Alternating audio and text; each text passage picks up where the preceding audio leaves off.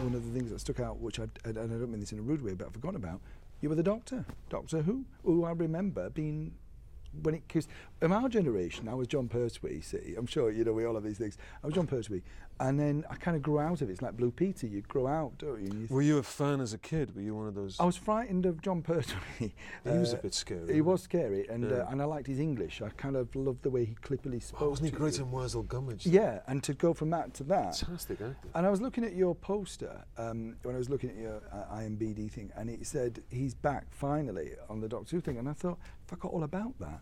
Was that I was for you? I was Doctor Who for 6 weeks. 15 years ago.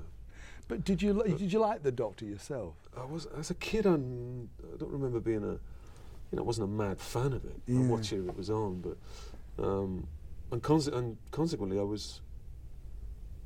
when I was offered it, it took the producer about a year to get me to agree to it. I remember at the time there was rumour that it was going to come back. Of course, it had been shelved in the late 80s. And this is 5-6 years later, so I think it's worth remembering. So there was a kind of, suppose you call it an interregnum. Yeah. And I was involved in a pilot for North America. That's right. That's what it was. It was a TV pilot. They call it the movie. Yeah. But I suppose that's more by dint of the kind of money that they spent on this pilot.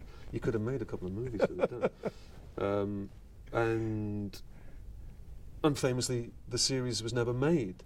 So I just did that one pilot, but of course... But it's good to be a thing like that, because it becomes a cult, doesn't it? The one-off thing is bigger than, like, say, I think the best that can be said of it, and I think,